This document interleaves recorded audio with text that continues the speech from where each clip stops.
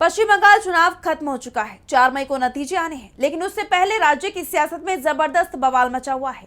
TMC और BJP के बीच आरोप प्रत्यारोप का दौर जारी है। तो वहीं टीएमसी नेता शशि पांजा ने राज्य चुनाव आयोग से मुलाकात की है, साथ ही पत्र लिखकर कई मुद्दों पर चिंता जताई है। तो क्या कुछ कहा है शशि पांजा ने और क्या है ये पूरी खबर, जानने के लिए देखिए ये रिपोर्ट। पश्चिम बंगाल में विधानसभा चुनाव के बाद मतों की गणना से पहले सत्ताधारी दल और विपक्ष के बीच तीखी बयानबाजी का दौर जारी है।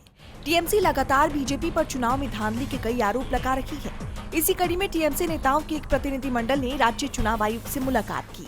इस प्रतिनिधि मंडल में फरहाद हकीम, असीम बोस और शशि पांजा शामिल थे। शशि पांजा ने अतिरिक्त मुख्य निर्वाचन अधिकारी से मुलाकात की और कई महत्वपूर्ण मुद्दे उठाए। उन्होंने स्ट्रांग रूम में लगे सीसीटीवी कैमरों के ठीक से काम न करने पर गहरी चिंता व्यक्त की।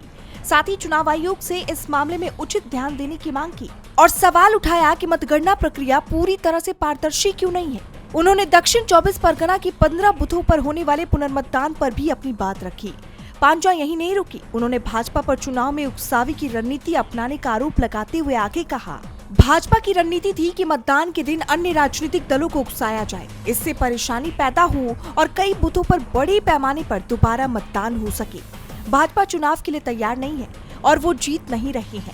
उन्होंने बंगाल को बदनाम करने की ये कुटिल रणनीति अपनाई है।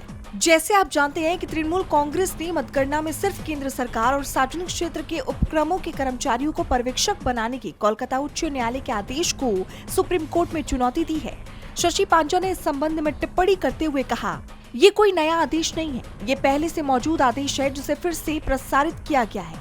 तृणमूल कांग्रेस ने इस आदेश का संज्ञान लिया है। मतगणना एजेंट अपनी जगह पर रहेंगे। शशि पांजा के तमाम मामलों पर चिंता जताने और सवाल उठाने के बाद अब आयोग क्या कुछ कार्रवाई करता है, ये देखना होगा। टीवी लाइव की रिपोर्ट।